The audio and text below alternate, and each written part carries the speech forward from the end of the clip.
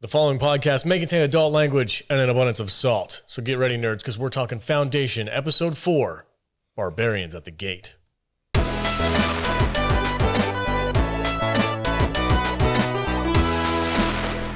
Welcome and thank you for joining us on this episode of the Salty Nerd Podcast. This is going to be our spoiler-free review of Foundation, Episode 4. And I'm joined, as always, by my fantastic panel of nerds. Jude is here. Hello. Welcome. How are you doing? I'm fine. How are you? I'm all right. Are you loathing this show still? Yes. Oh, good. Okay. Thank you for asking. And also here, the frustrated producer of the show, Matthew Kadish. Yes, this is actually my favorite episode yet. I feel like we're finally getting past the setup phase of the series, and we're starting to get into the meat of what's going to be the action. And I really love the show. In fact, I turned to Jude after it was over. I was like, how can you not like this show? And she just gave me the death stare like she's doing right now. That one right there? Yeah, I gotcha. The Barbarian Space Viking is here as well. Welcome, Matt. How you doing, bud? Hey, man, I'm here. Hi. Hi. How are you? I'm doing okay. Good. All right, guys. Continuing on, we're going to be doing spoiler-free for the first section. And then if you want the full spoilers where we're like raw, unfiltered, and you guys get exclusive access to that episode, join the club. Go to saltynerdclub.com. That is where you are going to find our full in-depth deep dives into this TV show. With all of our theories and all that stuff. Yep, all the cool stuff is going to be for the club members. Yeah, so because some people actually like highbrow science fiction. Some people like Kadish over here. Actually, we've had a few people join the membership just because of what we're doing with Foundation, and they're in our chat freaking blowing it up. The Foundation section is active. Yes, it's very active. People are writing like entire novels. It's amazing. I love it. I love it because it makes me appreciate the show more. I'm getting a lot of information from people, and it's pretty cool. I've never once looked in that section of the Discord. You just hold your flag, Jude. If you want me to, you're going to have to tag me because I don't. No. Everyone in that section is like, please, Jude, don't quit. That is true. Oh yeah, they did. They really are. They've been asking you not to quit. Like, don't leave after 5 episodes. You have to keep going. All right, guys, we're gonna take a quick break. Listen to some sponsors. We'll be right back. We're gonna get into this episode. Welcome back, everybody. All right, this is gonna be spoiler free for a couple minutes here. Matthew Kadish, take it away, sir. What is this episode all about? So this episode's called Barbarians at the Gate, and this episode we kind of see once again. We've got the story on Trantor, which is the home of the Empire, and then we got the story on Terminus, which is the home of the Foundation. And on the Empire side of things, the new kind of Cleon triangle is dealing with some worrisome fallout from the Starbridge collapse that Harry Seldon predicted. And the current emperor who's sitting in the middle chair realizes that his predecessor kind of let this stuff fester, and now he's trying to clean it up. And it's really interesting because we're getting a lot of strife within the three Cleons. The youngest Cleon doesn't seem to be in tune with his older predecessors. They seem kind of frustrated with him. The middle Cleon seems frustrated with Dusk because he let all this stuff happen. And Dusk is just kind of like, fuck you guys, I'm out of here. So, we got that story going on. And then we've got the Foundation story, which the show actually seems to be condensing the first two stories that Salvor Hardin is in into one and kind of moving up the timeline. And it's basically the Anacreon invasion of Terminus, and they're basically setting siege to the Foundation colony that's being protected by this shield. But because they're now surrounded, they're isolated, they can't contact the Empire, and they're woefully ill-equipped to deal with these Anacreons who have basically just laid siege to them. And that's where the title Barbarian at the Gates come from. And the people who run Foundation kind of look at the outer region worlds as barbarians, like they're like, oh, they're technologically unadvanced, they're kind of like stupid and savage and stuff like that. And so we kind of get some interesting play between the Foundation people and the Anacreons. The head of the Anacreon army. She had a special name. It was like it's the Grand Huntress. The Grand Huntress. That's right. Of Anacreon. What a name! When they dropped that, and I was like, that's a freaking title. That's a dope title. Game of Thrones. No, I don't think so. I don't think so. If she was gonna, I'm getting the vibes that she was like a sand snake or what was that? The lady that got put in the dungeon and had to watch her daughter rot. Yeah, it's not that actress, but I know. I'm getting that vibe off of her. But yeah. Is that everything for the synopsis? Yeah, that's pretty much what happens in this episode. And we also get a little bit more about like the mysterious vault and how that connects with Salvor and how that kind of impacted the previous episode where Salvor was seeing this mysterious figure. Yeah, the ghost. And we find out who that ghost was in this episode. And also we get a little bit more of an inkling of what the show is doing with the vault that's very different from the books. Okay.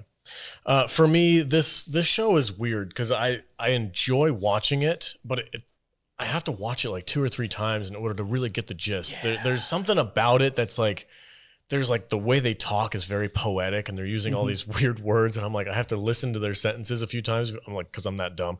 And I'm just watching this and I'm like, okay, it's really pretty. The acting is really good. The story, especially with the Empire, I'm in on that. That's a cool storyline. I like seeing them infighting. I like seeing the younger one kind of be like a ditz and like off on his own thing. And then the older one in the middle day, they're like button heads about who made the bigger mistake. So I'm enjoying all of that, but this show is like frustratingly detailed. And I have to keep going back and like rewatching it to kind of get the gist of what's happening. What did you think about this episode? I'm not rewatching episodes. No? 2, 3, 4 times. No, no, I'm not going to do that. I find myself more interested in the Empire, in the Cleons. I find their story more interesting than anything that's going on up there in Terminus. I don't know why exactly.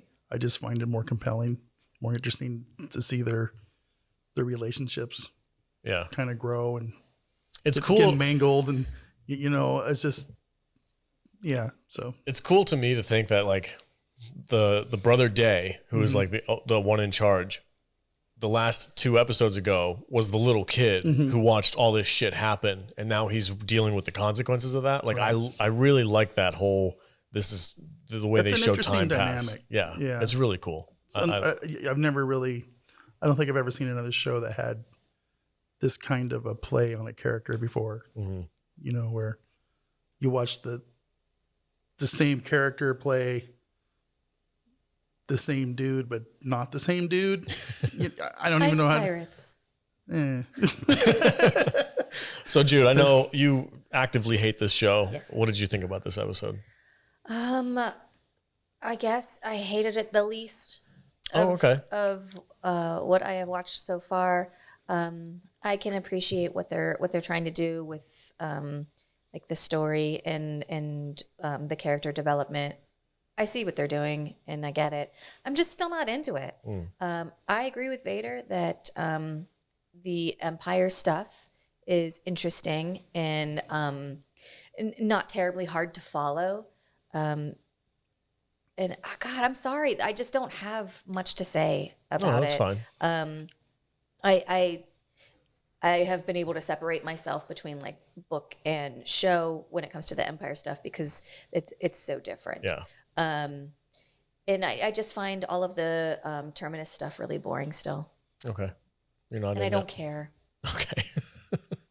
Kadish, what did you think about the 2 separate storylines? Which ones are you more interested? Are you fully vested in both sides of this whole thing? I am. Okay. So like, I'm kind of on my hill over here with Terminus because, so the Empire stuff, I don't disagree. It is fascinating. And that's where like most of the intrigue is happening. And so like, I think because of that, it's a lot more compelling. But now we're getting into the Terminus stuff where the bulk of the action is going to be taking place. And I find it super interesting. It's a lot different from the Empire stuff simply because it's a little bit more about, like we're on this planet on the edge of the galaxy and like we're isolated from people and we have to protect ourselves. And so there's not a lot of intrigue going on there, but there is a lot of like, kind of like action happening.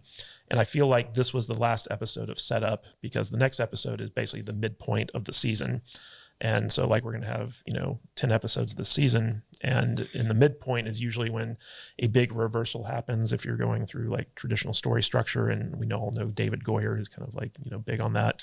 And so I'm expecting a big twist to happen in the next episode. And it felt like everything leading up to that point has just been kind of like laying the, no pun intended, foundation for the story to come.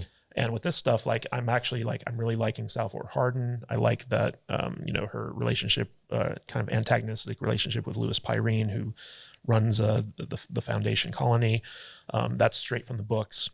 I like what they're doing with the vault and like, you know, Salvor's connection with it. There's just a lot of stuff going on that, you know, not necessarily from the books, but inspired by the books that they're putting a really interesting and unique twist on. And I like that the Anacreon invasion actually seems like an actual threat, and that Salvor knows that there's more to it than they realize at this point. And I'm like, I wonder what it's going to be. And this is a show that, you know, you say you have to watch it a couple times in order to understand it. I watch it more than once because I'm fascinated by it and I love it. And so I'm liking both stories equally as much, but you know, I can see why people kind of gravitate more towards the Empire story, because that's where like the Game of Thrones type intrigue is happening. And, and this is the first time that we actually got to see the Cleons like not on the same page. Like they were actually kind of, you know, fighting with one another and unhappy with one another. Because in the first 2 episodes, like they're almost like a family.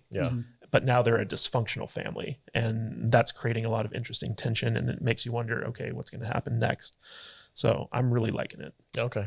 Yeah, the stuff with the Cleons, the younger one, the Dawn, he's fascinating because we saw in the last episode where he was like just born as a baby, and the Brother Dark or Brother Darkness was off about to commit his ritual suicide, and he was like, there's something wrong with him. And now we're starting to see like, okay, so he's like doing weird things in his bedroom by himself, and he's like, he's off on his own little world. He's not paying attention. He's a little more curious than he needs to be. Yeah. It's interesting, and I'm looking forward to seeing where that goes. And if contemplating life, I don't know if we're gonna have another himself out windows.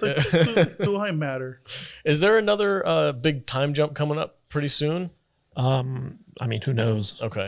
I'm guessing that maybe towards the end we'll see stuff. And also we got a little bit of a tease that Gail Dornick, who we last saw being shot out into space, will be returning in the next episode. So like we were finally kind of picking back up with Gail. Oh, finally. Yeah. Well, we'll get 2 strong female characters to root for now.